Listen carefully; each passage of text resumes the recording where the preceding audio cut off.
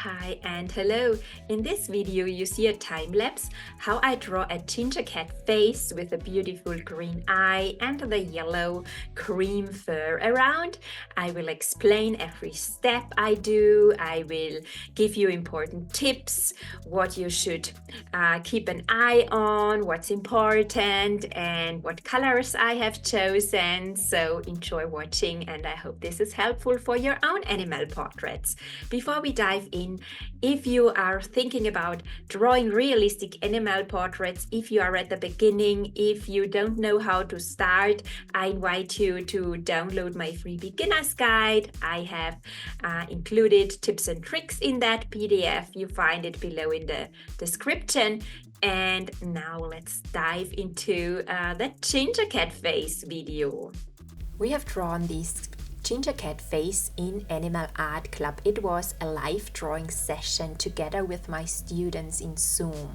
With black I have drawn here thin outlines and then with white and blue plotting the highlights. I like to start with the lighter highlights and with the darker shadow areas when I draw my animal portraits, and then blend them and then add mid-tones in the eye here.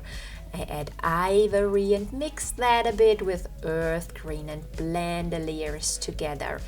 Pastel pencils are so beautiful to blend them together, mix colors. With the black I add then here a very dark, deep shadow area and blend that, create nice transitions.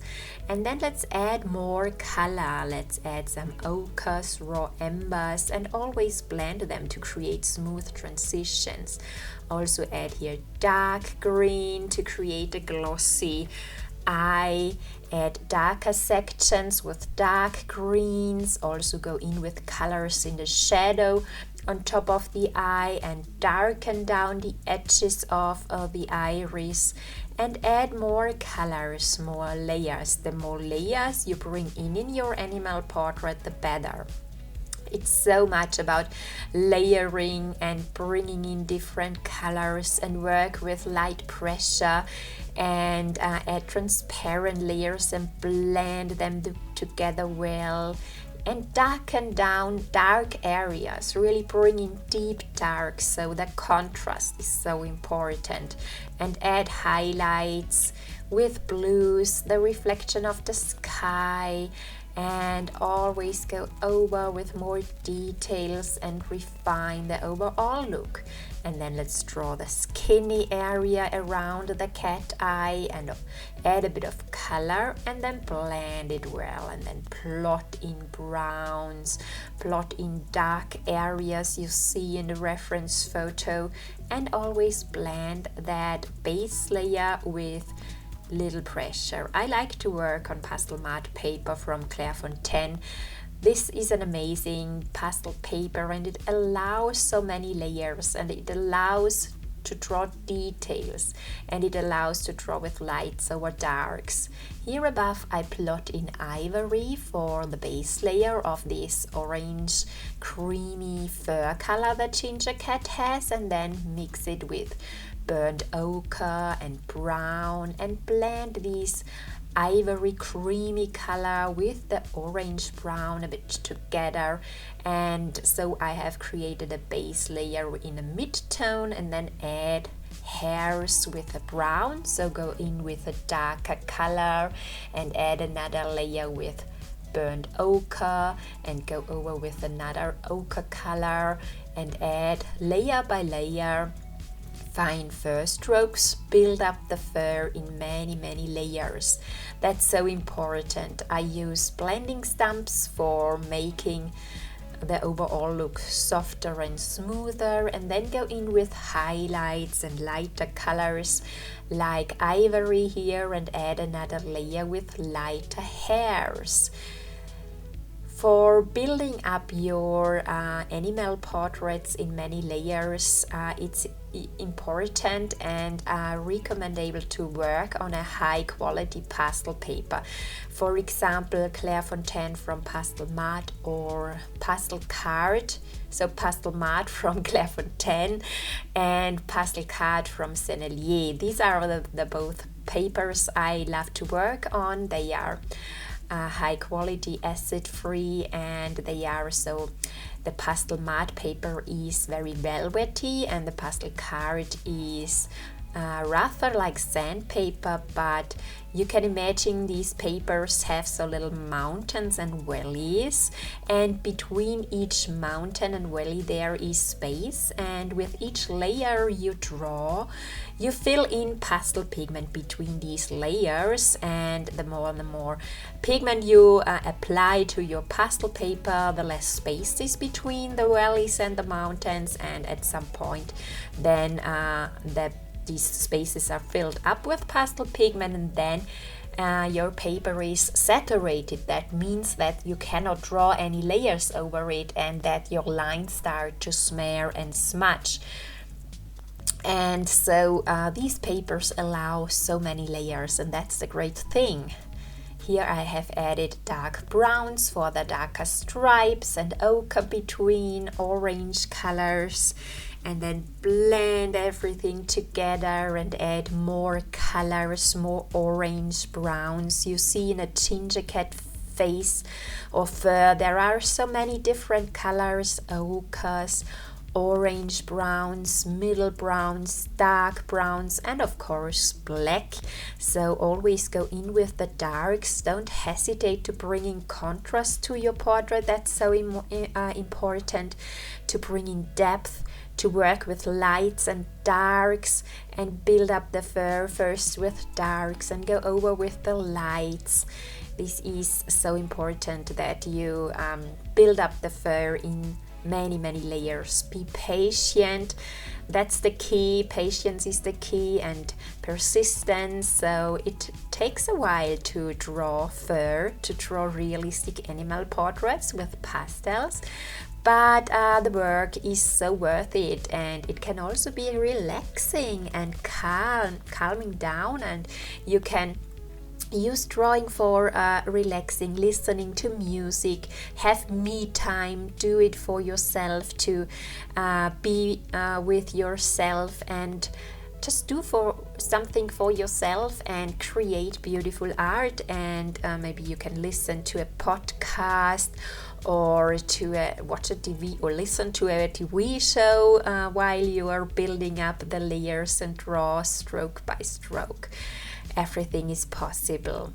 Here I have filled out the base layer for the bridge of the nose with some ivory and ochre colors, and then go in with some darker strokes, and again go in with shadow parts and darken down some sections with raw amber here or a darker ochre color, and add dark browns and blacks a bit, and always blend it with a blending tool, with a paper stamp.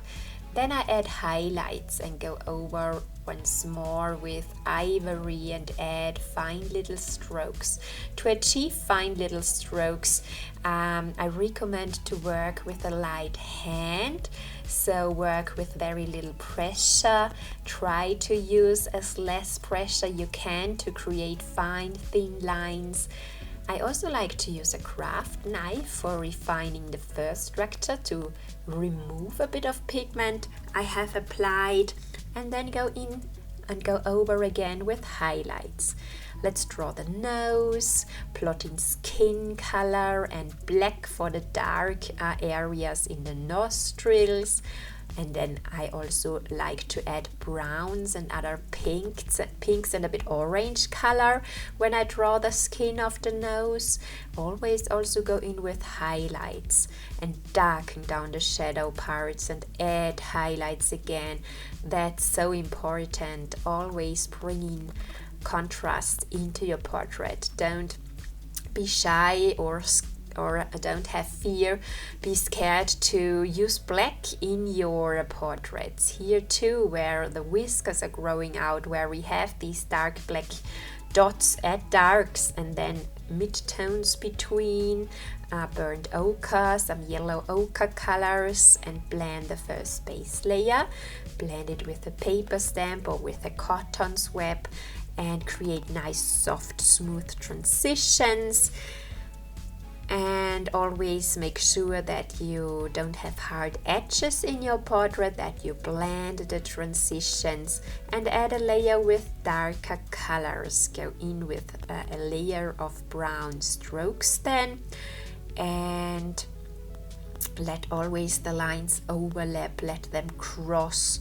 And what's also is important, have a good look at your reference photo and follow the direction of the fur. Always have a figure out in what direction is the fur growing, in what direction should you draw the fur, how long are the hairs, are they overlapping, do they have different length, are there short hairs or are there long hairs, how long have you to draw the strokes. Really, so the comparison or the observation, so observe really your reference photo, or just watch the reference photo, have a good look at the reference photo and see and draw what you see there. Here I draw fine light highlight hairs, I let them overlap, let them cross, and add another layer. They are going in a bit in so different directions and are crossing also between the darker dots. Let's add a layer with highlights, with an ivory, with a light cream color, and add a layer of fine lighter hairs. And I always go also then in with darks again to increase the contrast, to make the look really realistic. And then again go over with highlights with ivory, add some more ivory lines. Then here where the sunlight is shining on the right part, I add a bit more light, more ivory, but also bring in a bit of structure of the fur in, bring in some fine darker lines between with raw amber or with some ochre colors. And then finally I go over with white and add again a lighter layer and these whiskers and these fine longer hairs, so don't forget them. Cats have here a lot of hairs in the face, and of course we need to draw the whiskers finally. We'll move the pencil fast and draw white fine whiskers, and then finally sign the portrait. Okay, so I hope my tips are helpful for you and you can implement them into your own portraits. If you are thinking about starting drawing your realistic animal portraits, and if you are searching for like-minded people, a community, if you would like to draw together, not alone, if you would like to have support and help and feedback and accountability and motivation, I invite you to join the waitlist for my online drawing school Animal Art Club.